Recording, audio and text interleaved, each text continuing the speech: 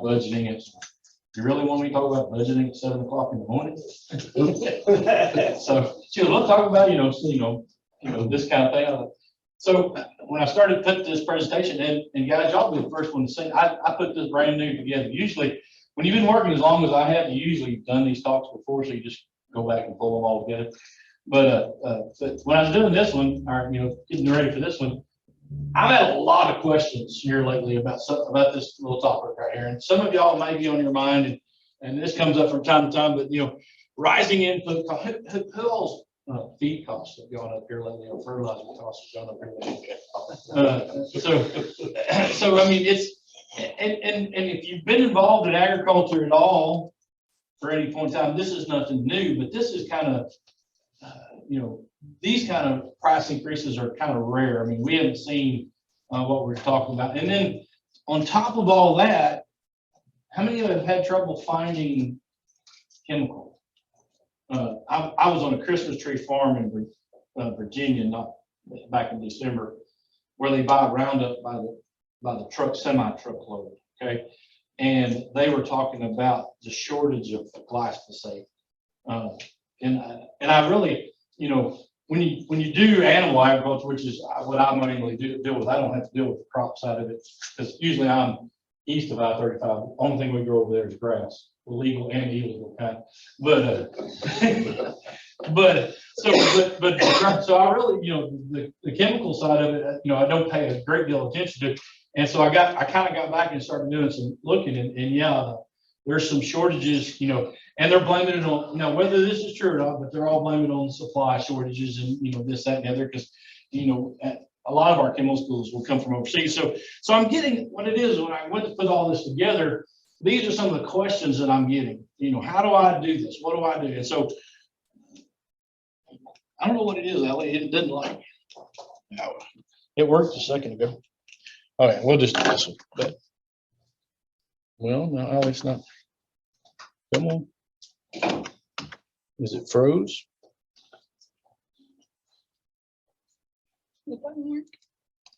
And let's see if I can. There we go. All right. For some reason, I guess you let it sit too long. So here's I'm kind of going to go a little bit over what I'm kind of dealing with. So when we talk about input prices, I didn't really realize I knew fertilizer had gone way up, but I just really hadn't put it together. But it's more than double in a year time. Okay. And so that, feed is up 13% since last March. Fuel 38%. The tractors won't run on hay anymore. Apparently back when we didn't have to feed our, stuff, our machinery. So, well, that little picture's in the way, but so, and then continuing supply disruptions and stuff is causing shortages and input prices to go up. And then here's the thing, if you look at the forecast for the commodities, the crop commodities, they're talking about having good years. Prices are going to be up, which as a livestock guy, I shouldn't be this way, but as a livestock guy, I really don't want them to do that well, because that means my prices go up when corn and soybean prices go up. But so they're looking at good years. So that just means that my feed prices are probably going to stay pretty high. And then when you look at, I don't know what it is, Alex, so the format's not working on your computer. But so the cattle outlook, I pulled this up from LMIC, and again, as an economist, we always joke, said, my outlook talks are valid until I walk out the door, and then they're void, okay? But so I pulled up LMIC's looks, and they're predicting for this next year 5 to 6 weights to average between $1.80 and 83, 7 to 8 weights somewhere $60, $63.65.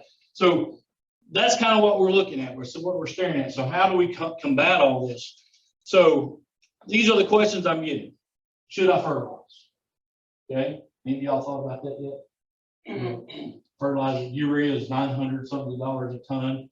I figured it up a while ago. It's going to cost somewhere around $55, $60 an acre just for nitrogen. So do I do that? Is it worthwhile to do that? The other question I've got is should I spray? Weed spray. Because again, prices are going up, costs. This is the one that I had asked the other day. I thought it was real funny. Which I can't afford to do both. So what should I do? Should I fertilize or should I spray? Okay, and those are the questions that I'm kind of getting. at this time, and actually I'm in the process of writing news articles to kind of combat both of these questions. I haven't got this question yet, but I'm sure it comes up about every year. Okay, feed prices are going up. What do I start feeding my cows? And then big question, can I make, is this going to work? Can I do all this? And so those are the questions that I'm kind of getting. And so when you ask me these questions, first thing I'm gonna do is make you mad because I'm fixing to ask you a question back. Okay, because I'm answering your question with a question. Because here's the question. This typical, if you've ever heard an ag economist do a presentation, this is standard. We put this in everything. That's union rules. We have to do this, okay? Okay. If I don't do this, they take away my car. It depends. Okay. It depends. It's kind of funny. So when I got hired doing these jobs, I got made fun of because of this standard answer. But I've actually got the agronomist and the animal science guy to say this in talks because they've listened to me enough to know that it's an answer. Because there's not, there's about a dozen or so people in this room. Y'all could all ask me the same question. And I probably can come up with 12 different answers because nobody's situation is the same. So I cannot sit up here and do a silver bullet answer to all your questions. There's a silver bullet procedure, but there's not a silver bullet answer. So, here's the thing I'm going to ask you. When we're talking about how much fertilizer, how much grass do you need? I mean, in Oklahoma, it's very, you drive around and you can see it. The number one problem I see with cattle production is we're typically overgrazed. The stocking rates are too high. So the thing is do you need the grass? So if you don't fertilize, are you going to have that, where are you going to get that grass from? So how much grass do you need? How much hay do you need? Now, the funny thing about hay is we may overgraze everything, but we'll have 2 years of hay sitting in the barn. Okay, it's hilarious.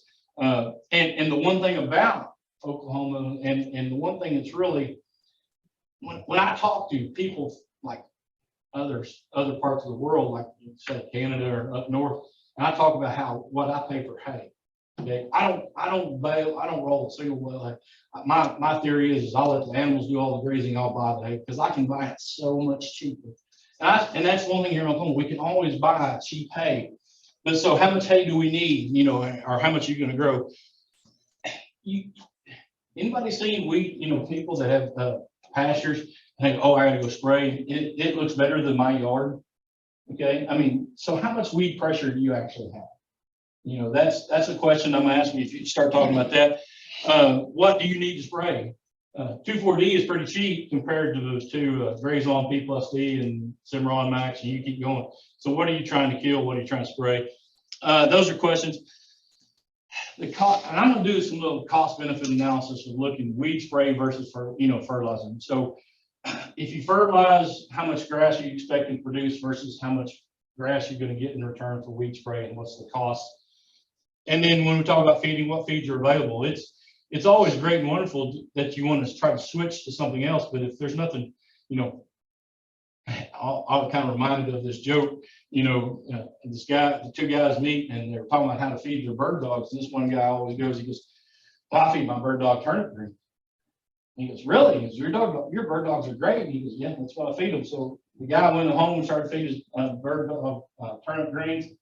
And then about 2 weeks later, he caught up with that guy again. He goes, hey, I don't understand how you're doing this. He goes, I've been feeding my bird dog turnip greens. He just won't eat them. He goes, well, mine wouldn't either for the first month. So again, I think about that joke when I talk about cattle feed, and you switch cattle to a different feed, and it could be a problem sometime or another. So well, and then what's the cost? But the big question that I think that most people ignore is when stuff like this happens, to their operations and to their deal. And the one question I always ask, I rarely ever get an answer because most people don't know. How much are things costing you now? You want to make a change. You want to do something different. So if it's costing you $600 a cow now, what's this going to? What's it costing you, and what's the change? And everybody goes, I don't know. And so that's kind of where I'm going to approach this today, is if we want to answer some of these questions, if we want to find a solution to the problems we're facing, we've got to know some of these costs. So I'm going to talk about a few things that I think that we all need to kind of have to help us out to make these situations easy. First thing, we're going to talk about fertilizer. It's still $10 down here, is it right? Okay, just want to make sure. I thought about that. There's some counties that charge $12 and some. So a $10 soil test is about the best money you can ever save. Because, you're talking about, do I fertilize? Well, how much fertilizer do you need? She mentioned I worked in Tennessee. The standard thing in Tennessee, and we could not, break farmers of doing this, was 200 pounds of triple 19. That's standard. That's what, whether they needed triple 19 or not. That's what we did. So, and we, it's talking about, hey, if you don't, the co-op there, the local co-op, it blended whatever you wanted, but everybody went down and asked for triple 19. We always talk about soil tests. What do you need? How much, you especially don't want to put too much on. If you don't need phosphorus and potash, you dang sure don't want to put that stuff on nowadays. And then, but the one thing I always talk about, there's a lot of people that won't, they're just going to put nitrogen down. And I'm not an agronomist. I'm fixing to get way above out of my lane. I start talking about agronomy, I'll defer to Allie back there. She's started to defer to me. But if you're short on phosphorus and you put a bunch of nitrogen down, that nitrogen is not going to work. And so soil test is well worth our money. Yep. Something about formatting, Allie, we'll figure this out next time. But anyway, we'll talk about the other thing I'm going to talk about is records. All the questions I'm going to ask or things I'm going to talk about, you need to have records. And so when I go to putting farm plans and business plans and budgets together for producers, and there's a lot of zeros after my number, cost per feed a cow, $100. Cost, if those are numbers that we're pulling out of the air. Okay. You ever heard the term garbage in, garbage out? So the best way I can tell you, if we have your records, that information is going to be a whole lot better. If we're using statewide averages or things that I'm used to pulling in, it's going to be close, but not close enough, I think, to make really good decisions. So records is important. And don't show me your schedule left, guys. I don't want to know what y'all lie to the government about. Y'all, you ever heard about the story of two sets of books, what you show the government and then what's the truth? I want the real truth, because there's three.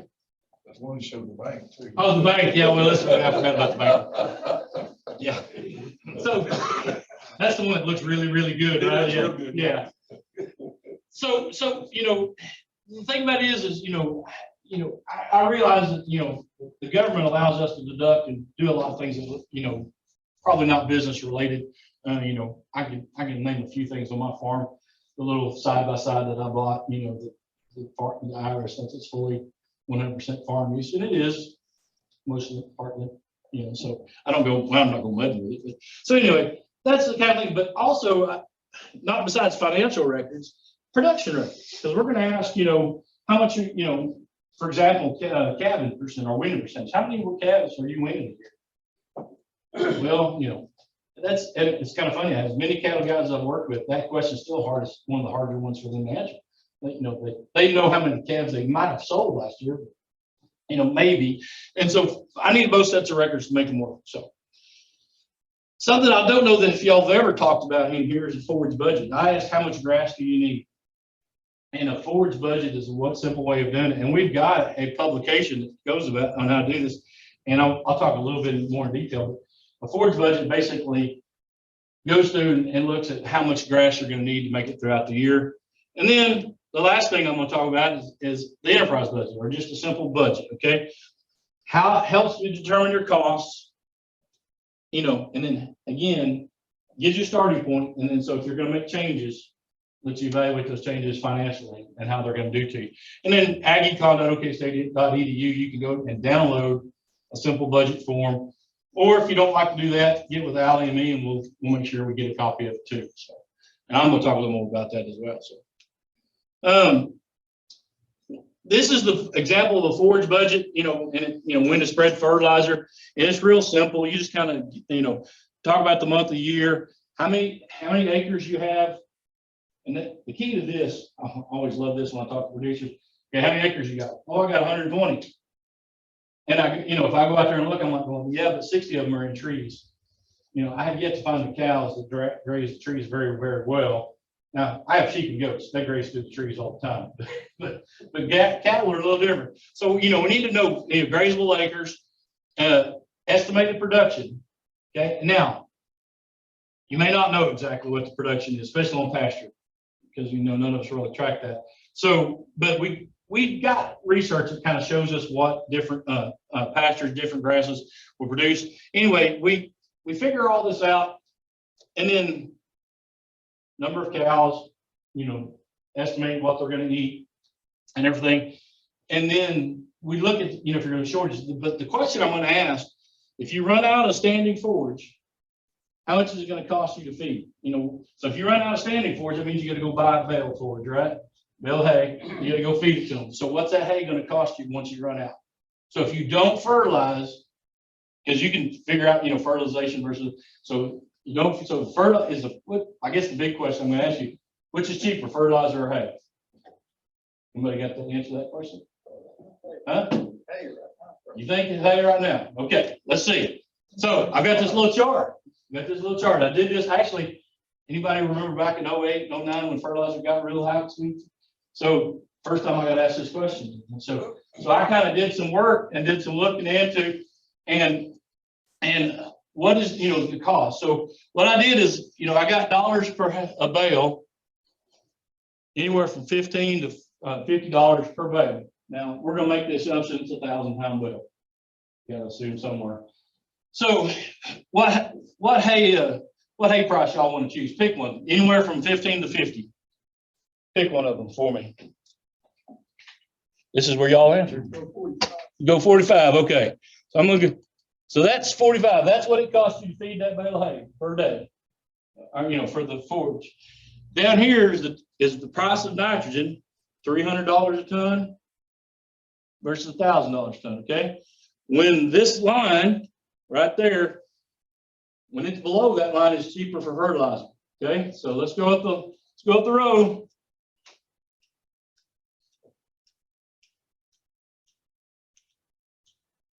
Nitrogen can be still $1,000 a ton. It's still cheaper. It's still cheaper to fertilize and grow the grass than it is to do the hay. Okay. Again, I know some of y'all out there are going, "You're full of crap." I know you are, because trust me, I quadruple check these numbers, because when I first put them out, I thought, well, this can't be right. I understand the sticker shock part of this. It hurts when he goes to write that check for that. And then too, the other things that, if we buy the hay, we know the hay is there. If we fertilize, we're praying for rain and hope that everything happens. Granted, I understand all that, but this is farming. That's, we don't like to go to casinos. We'd rather play and gamble with our money like this. Okay. Some of us like to do it both, but anyway. But that's the thing is it is still cheaper to fertilize. Now, back when I was doing this in 08, and then so fertilizer was sitting about $650, $700 a ton. Now we're pretty close to that $1,000. So and if you look at it, what I paid for hay this year, I paid $35. So now it's starting to get a little close. Okay. So, but now I talked about nitrogen, and I told you in the thing, what about phosphorus? What if we need phosphorus? Because that is a point. So I did this one. So typically what we do, 50 pounds, and the reason why I use 50 pounds of nitrogen, research shows that'll grow us an extra ton of hay, okay, or extra ton of grass.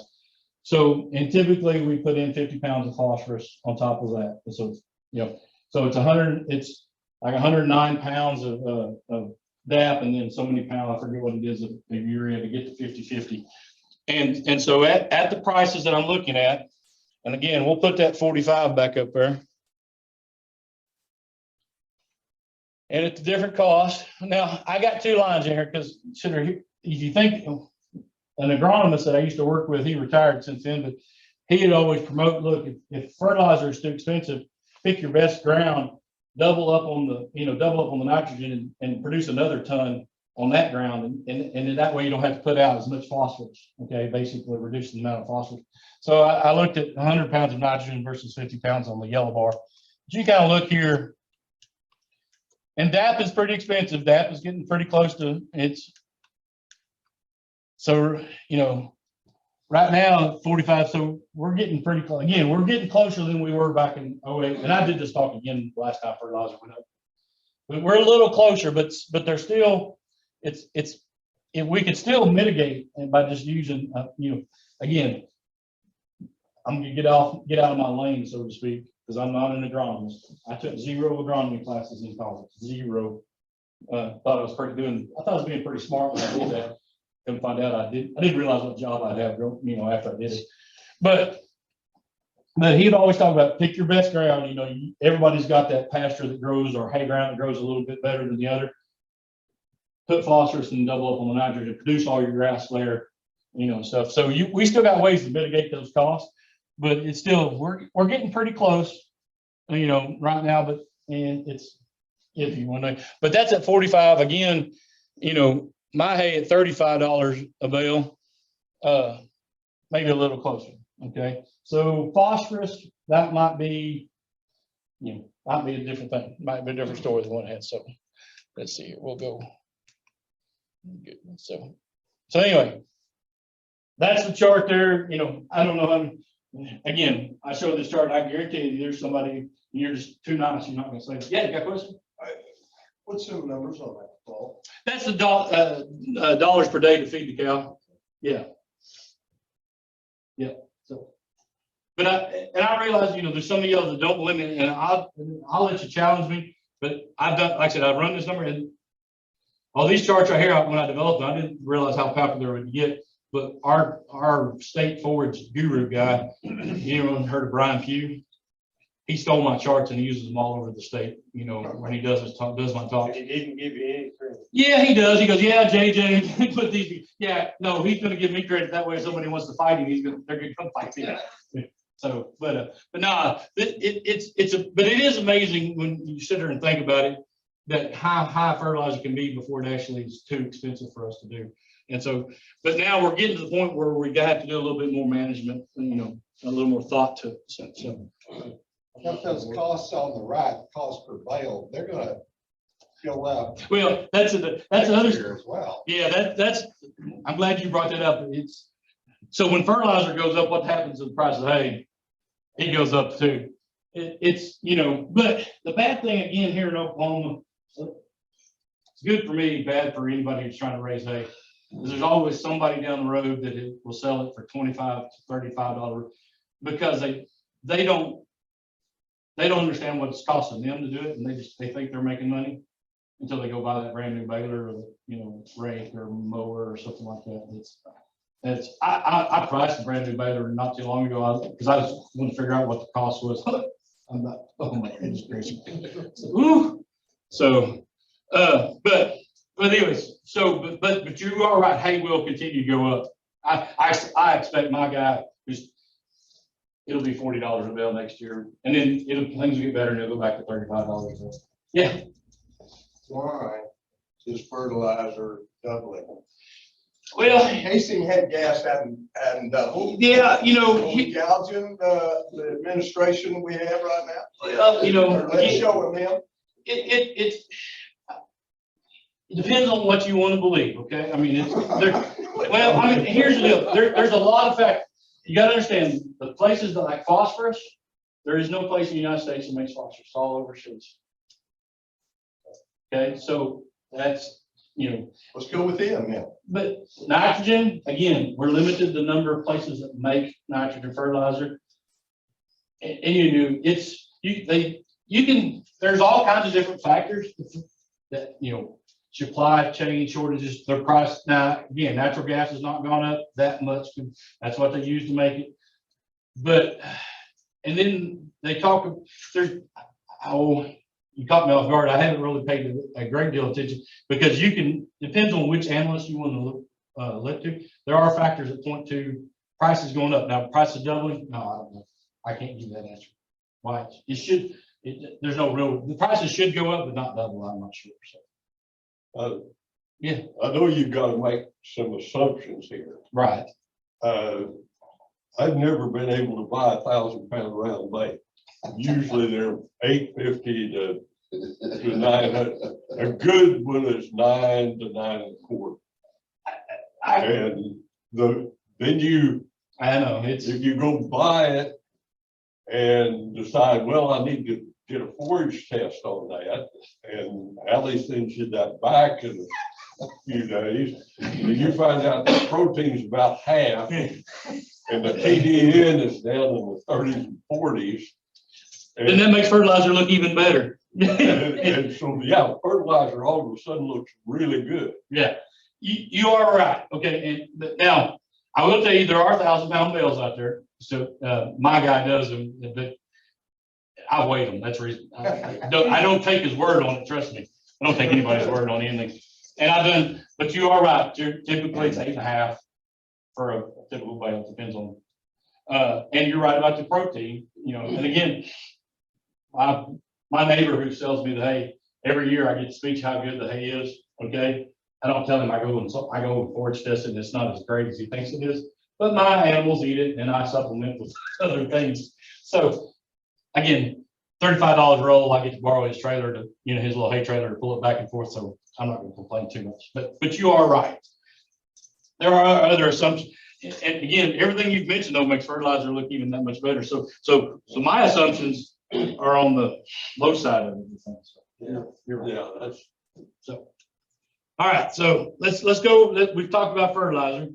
Let's talk about spraying. This is a question I have never gotten before.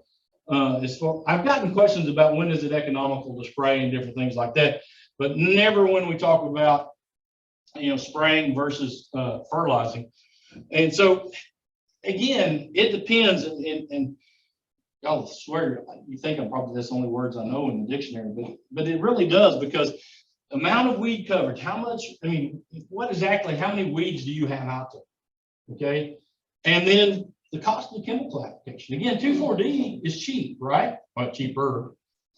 It's always been the cheapest chemical that we've had, and it's usually will kill a bulk of the weeds that we're trying to get rid of. But there's a lot of weeds out there that 2,4-D won't even touch.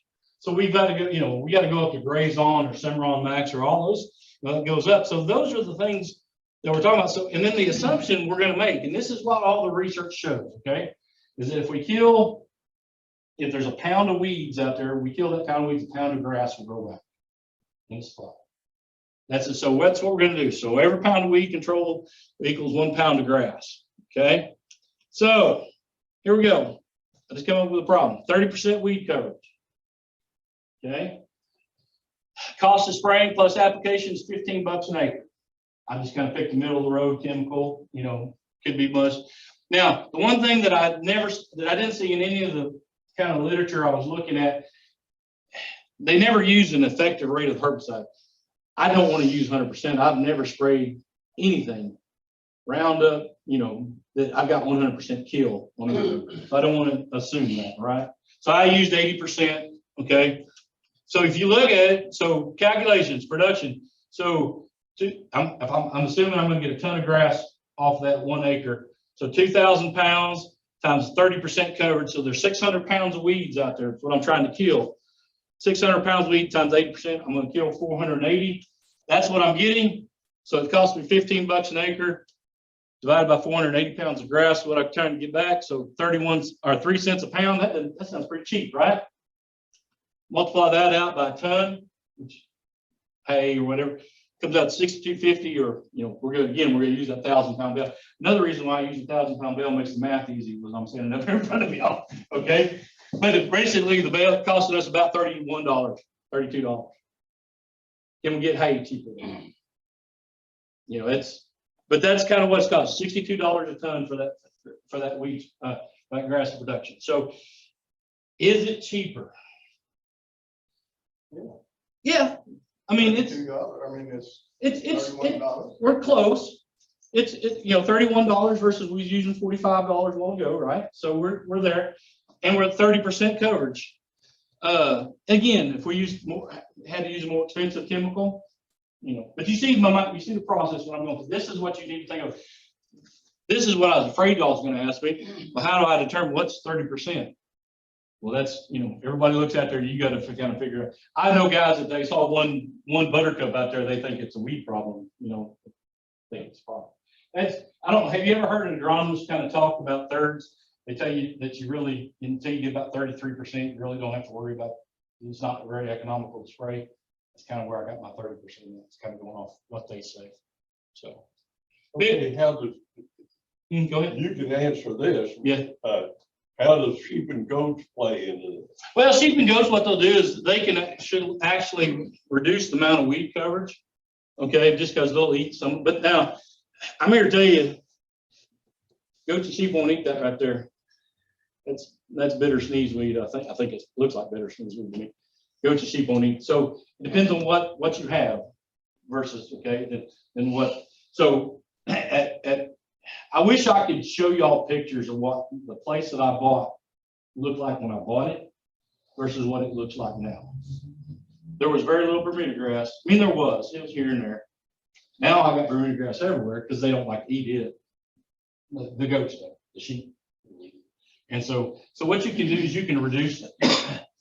You can actually have goats and sheep, and you probably wouldn't have to spray too much weeds. Your weed cost of spray would go way up. And then you'd have another revenue stream to sell those animals with their production. And then also, if I believe right, the literature shows you can increase your stocking rates by 20% by having sheep and goats and cattle, because you still can't go one for you're still going to have to reduce the number of cows, but not as by much, because you can increase the stocking rates, because sheep and goats will eat stuff that the cattle won't eat. So, I truly believe that a lot of our cattle guys are probably, if they would just get over the fact that they're, they don't want to raise little critters. Okay, I grew up calling them pasture maggots. I understand, but if they just get over that fact, they could add sheep. It would be the easiest, because the fences wouldn't be, 6-strand barbed wire fence might keep sheep in and won't keep goats in. That wall had a hard time keeping goats in. But you could do sheep and have another revenue stream going. And right now, actually, sheep are making better money than cattle are at $3 a pound. Is what we're selling our sheep for. Goats are selling for $4. So, but it's just another revenue. That's just my own personal opinion. But anybody ever seen the movie Big Jake, in the first of the movie when they're fixing to hang the sheep farmer? The cattle guys are. That's still, cattle guys still think of it that way. They don't want to be a sheep farmer. Do what? I said, I don't want to build a fence. Yeah, well, Them 8 canyons, them 40-foot canyons, it's hard to put something to hold a sheep. sheep are easier holding goats. And so I I, assume that. I had sheep. yeah, and I agree with that. That's probably the one barrier that most of the cattle guys, because to be honest with you, most of the cattle guys are holding cattle in with a prayer and a wire. So, some of our guys still think it's free range, open range. So. Feed bucket would keep them in free. Yeah, feed bucket, yeah. So that's about weed spray. Let's talk a little bit about cattle budgets and budgeting. And I realize, budgeting is a bad word for most people. And it's not very fun to do unless you're just kind of a warped individual like I am. To me, numbers is kind of fun to play with. But I think it's a very integral part when we go to ask, if we're going to solve, any of those questions that I asked before, and then a lot of other questions that I didn't ask. This is a part where we need to start at. And when we talk about budgeting, people are, I don't even know how to do it. Budgets are not difficult. Okay, there's 3 parts to it. Okay, first part's income. That's, everybody understands that. That's the money they get when they sell their product. Okay, next part is cash expenses. The easiest way I found to explain the expense part of that is cash expenses, or anything that you buy that you're going to use up within that year, that production year, which our production year is usually January to December. And I'll usually have one cattle guy, well, I buy my wormer in bulk, okay, try to estimate. But anything you buy, wormer, feed, fertilizer, anything you buy in that 1 year, those are our cash expenses. Okay. The fixed expenses are the tough ones to get a hold of. Okay. Because usually most of our guys, if our income will cover our cash expenses, what we spent, our money coming in, pays, covers all the money that went out for all hey, I made a profit, time, good times are good. Fixed expenses are those ones that are the most difficult to get a handle on, because those are the expenses that when we buy, we don't use them up in that 1 year. Okay, they have a useful life over a year. The easiest thing that I can think of that most people have is your cows. Can you buy that $1,000 cow? And I'm just throwing it out because I'm trying to keep the math simple in my head. When I buy that $1,000 cow, she does not have to make me $1,000 that first year. She just has to make me $1,000 over her life when she's there, right? That's a fixed expense. So if we assume she's gonna last us 10 years, she needs to make $100 over her cash expenses to cover her expense. Otherwise, what happens is when we sell that cow, or she dies or whatever happens, and we go to replace her, we don't have any money in the bank to buy her replacement back. We have to pull money from somewhere else because she didn't cover her original $1,000. Easiest way I know to explain it. Still not that easy, but it's the easiest way I can figure it out. But anyway, cows, tractors, trailers, trucks, those are the things that we got, our fixed expenses. Okay. So what can a budget tell us? Why do we think it's part? The one thing that I wish, if you don't learn anything today, what I want you to do, I want you to figure out what your annual cow costs are. Who in here can tell me what it costs per year to run a cow? Run your cows. So depends. I agree. Depends. So besides the operation, it's different, and it's different for everybody. But so when I do talks and I start talking about $600-700 a cow cost, and usually there's some guy in the room going, "Oh no, you don't know." I'm like, "Okay, prove me wrong." And what I had this guy do this one time to me, and I went through his numbers and I proved him wrong, not me. Because again, if you don't know, it's hard. If you don't know what it's cost a year, how do you know what the increase in fertilizer is going to do to you? Is it going to make, because anybody in here watch the show Yellowstone? Okay. The very first season, the guy, Kevin Costner's at the banquet, and the cattleman's banquet, and he has a line in the show that I love. He goes, cattle producers are the only business that try to break even. That's their goal. And so my thinking of this when he's talking, when I watch those shows, I'm not going, well, this is wrong, this is wrong. Anybody see the ear tags and the calves from the 1800s that they were doing the other day? Yeah. I'm like, plastic wasn't even invented back then, but anyway. But knowing your cost helps you, if you've got a decision to make about fertilizer, about anything, how do you know how it's going to affect you if you don't know what your costs are? Okay, so that's one thing. It tells us our cost, profit or loss. That's pretty simple. But I also use budgets. I can develop you a budget and look at the numbers, and I can almost pick out your problem areas pretty quick. Two highest costs on the budget for cattle production is feed and hay, right? What we spend the most money on. I can look at those two costs right there and see if they're out of whack compared to what normal is. Now, there's variances, but and when you go to a place and they're only spending, maybe they're only spending like 20% on well, average is about 60% for feed costs, feed and hay, and they're only spending about 40% of their cost on feed and hay, and they're having reproduction problems, and they want to blame the bull. I'm like, it might be a nutrition problem. Okay, you see what I'm saying? It's just little things that we can pick out and stuff. And I even on my own place, when I do mine, and every year I kind of go through and I try to redo mine. And that's the thing about budgets, you have to do them on a regular basis. I can kind of see, hey, okay, whoa, there's something, a cost is wrong. Why? And I go back and look and try to figure out what problem it has. And so that's what a budget can tell us.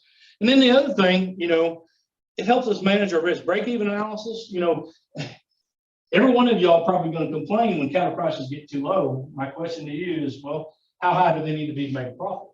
Where's your break-even cost? Again, kind of goes back to cost of production. And then risk management. Okay, we're going to try to. I'm looking back at the clock now. You told me 30 minutes. I'm running on 30 minutes right now. But risk management. Okay, so we've got tools out there that help us manage our risk. And the one of the first key points that I tell people is, if you're going to buy an insurance policy, it doesn't do any good to buy an insurance policy below your break-even cost, right? You're trying to ensure that you break even, or so if you don't know that, how can you manage your risk if you don't know what your costs are? So that's a key point to there. So I put this budget together yesterday. I just pulled the state budget that they do at OSU. I tinkered with it just a little bit, but not normally. I don't like the state budget because the guy who does the state budgets, I'm not sure he knows even which end of the cow eats. And then again, it's different. You go Western Oklahoma, Eastern Oklahoma, even, I get to work Grady County now. Grady County is different than Pontotoc County. And you go even further east, it's even worse. They get lots of rain further east you go. Y'all don't get as much rain. So it's different, So I didn't tinker with it much, but I just want you to kind of get on the, how this thing is done. Income, steers, heifers, cull cows, cull replacement heifers. But one thing I love to do is I love to break it on a per cow basis. Okay, that kind of gives me an idea, but to gross $72,000 is, okay, that sounds good, but $723 a cow. That tells me a little bit of story. That's the income. When I do look at all the expenses, this is I did tinker with the fertilizer expense. I increased it to today's. Whew, that was a scary number to calculate, guys. But you can kind of see here, and again, calculates it all out. There's expenses $69,000, or cow cost $696 a cow. Okay, and you can kind of see what's costing. So the fertilizer was costing me $356. Oh wow, that you touch that and it goes on. Thanks for the warning. I appreciate that. By the way, so but you can kind of see, these are the easy things to figure out: fertilizer, hay feed, marketing. This is one most people leave off. Have you found the sale barn that sells your cows for free yet? If you do, you found a gold mine. I've yet to find it. Well, I take them directly over to Chickasha. They don't charge me commission. Fuel repairs, others, utilities, annual operating capital, if we had to borrow the money. But you can kind of get an idea.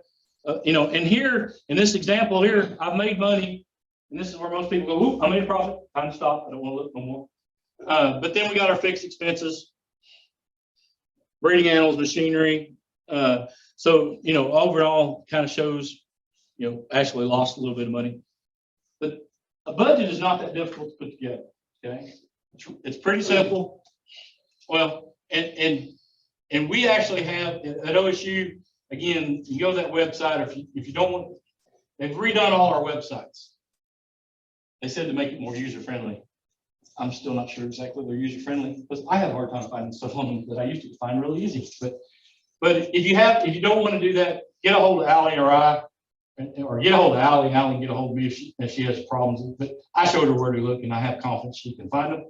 And she's more economic savvy than she looks on to be, so don't let her play dumb. Okay, but we can help you find these, and then if you need help putting them together, that's what we're here for. Okay, and I understand. So I've been doing it again. I've been doing the farm management thing for a long time. I understand. Nobody wants to talk about finance. You'll talk to me about cow production all day long. How many pounds and stuff that you raise. You don't want to talk about the money to me. It's kind of personal. I understand. But just remember, anything you tell me, I goes to my grave. I don't tell nobody. Well, I tell my wife the funny ones. So, but she don't know anybody. She don't tell anybody. So, and then from those, again, we can calculate break-even prices. Just a simple cash expenses minus our coal income. Pounds produced. Talk about production records. We need to know how much pounds we're planning on producing. Anyway, in my little price example, I need $1.66 to break even. Okay, now I'm selling 5-week calves is what I was trying to say. So that tells me, and I told you, right now they're predicting 2022 to be about $1.80. So things look good for that part of it. So again, how to develop. This is a sample budget, a picture of it, and you kind of see this got little boxes. You just put your numbers in. Okay, we have two versions of a budget up there. We have what we call a real simple one, okay, which is that copy where you just put in numbers. There's actually one there, you can get really detailed. I get down to the number of cows, how much hay you're going to feed them per day, cost per day, feed per day, Wormer, we can detail it as much as you want to detail. Typically, we're supposed to charge for those. Again, get with Ally and I, we'll make sure that you can get that one for free. Now, every one of these budgets takes Excel, it's an Excel spreadsheet, so you need Excel on your computer to run these, or to do these. But anyway, we have these two simple ones, or I have simple one and complex one. We can help you out. If you like spreadsheets, I see two younger gentlemen over here. I can call y'all younger because y'all are younger than I am. But y'all probably know how to build spreadsheets. You can build your own. It's not that difficult. Or Harold, the Big Chief tablet. Okay. So there's still not a bad way of doing it. The only bad part of Big Chief tablet is when you use a computer, the math is always correct. When you use a Big Chief tablet, sometimes my fat fingers hit the wrong number on the calculator. So again, we are here to help. Anything you can do for us. So budgeting things you need to know. Using your information. So again, I told you there's a dozen of y'all in here, and it doesn't do me a good to use your information for her. I'm picking on Harold, okay? Or anybody's else. So you're using your information, your situation. That's what works. So, and if you want my help, that's great. But don't be general with me. Tell me the specifics, okay? Because again, garbage in, garbage out type theory. So be specific. Somebody once told me, he said, well, JJ, I don't want to tell you what I'm doing because you'll laugh at me. No, trust me, I've seen Celia. So, I believe that everybody, does things in their own way. And so there's no real wrong way to do it. It's just, some ways are better than others. So. The better the records, I've already talked about the better the budget, or any of those situations. Even when we talk about the forge budget, again, better the records, better the budget. Unfortunately, the cows do not read the manuals. Okay, and so, and again, a lesson I learned coming in from college, trying to explain to my grandfather how cattle production is supposed to work, and he explained to me how it was going to work for him, and that he didn't even know from me. So, and I've learned over time, cattle do not read, but your forward, your grass, we're banking on the rain, we're banking on certain things. There's certain things that happen. So one thing I always make a comment is make sure that you're reasonable in your assumptions. Is a 1,000-pound bale reasonable? Yeah, it's close enough for government work, okay? So, but again, be reasonable in your assumptions, and then we work. So, and the thing I've always told people about this is, when we're working a plan, nobody really likes to plan, but I always talk about, if you do it on paper and it works on paper, it's a better chance of working out in the real world. If you write it out on paper and it won't work, there's no magic fairy dust that's going to make it work out in the real world. So I always say, work it out on paper, see if it works, and then go try, test your luck. And so with that, guys, I am done. I thought that would take about 30 minutes, and it took me about 45. So I apologize. So hopefully y'all didn't have nowhere to go. But anybody got any questions? I'm here as long as you want to talk.